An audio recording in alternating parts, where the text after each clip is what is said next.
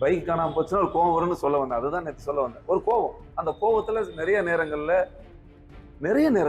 நீங்க நடந்தது நான் ஒன்றும் புதுசா எல்லாம் சொல்லவே இல்லை. உங்களுக்கே தெரியும். நிறைய இடங்கள்ல கைகலப்பு நடந்திருக்கு.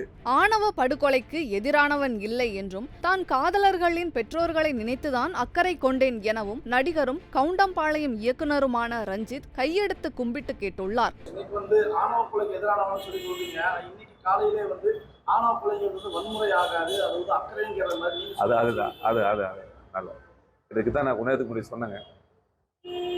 நான் சொன்ன விதம் ஒண்ணு, எடுக்கப்பட்ட விதம் ஒண்ணு, கற்பிக்கப்பட்ட விதம் ஒண்ணு, வந்த விதம் ஒண்ணு. அது யார் மனதையும் நோகடிச்சிருந்ததுன்னா தயவுசெய்து என்னை மன்னிச்சு. நான் சொல்ல வந்த செய்தி அது அல்ல. எல்லா பேரண்ட்டுக்குமே தன் குழந்தைங்க மேல நான் சொல்வது பெண் பிள்ளை பெற்ற அம்மாக்களுக்கு மட்டுமல்ல, ஆண் மகனை பெற்ற அந்த காதல் வயப்பட்ட அந்த இருவருக்குமே பெற்ற அம்மா அப்பாங்கிறது தான் வாழ்க்கை. அந்த அப்பா அம்மாக்களுக்கு தன் குழந்தைகள் தான் உலகம்.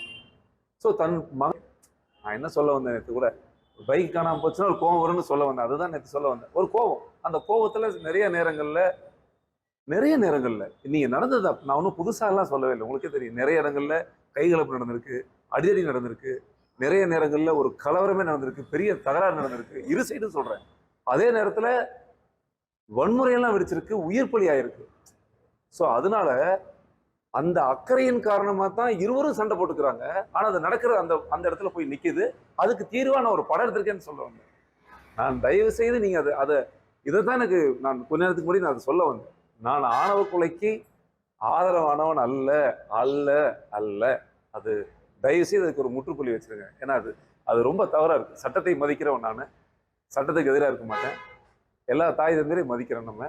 அந்த மாதிரி ஒரு வார்த்தை என் வாயிலிருந்து வராது. என் மனசுக்குள்ளே என் சிந்தையில சுத்தமாவே அந்த மாதிரி எண்ணங்கள் கிடையாது சாமி.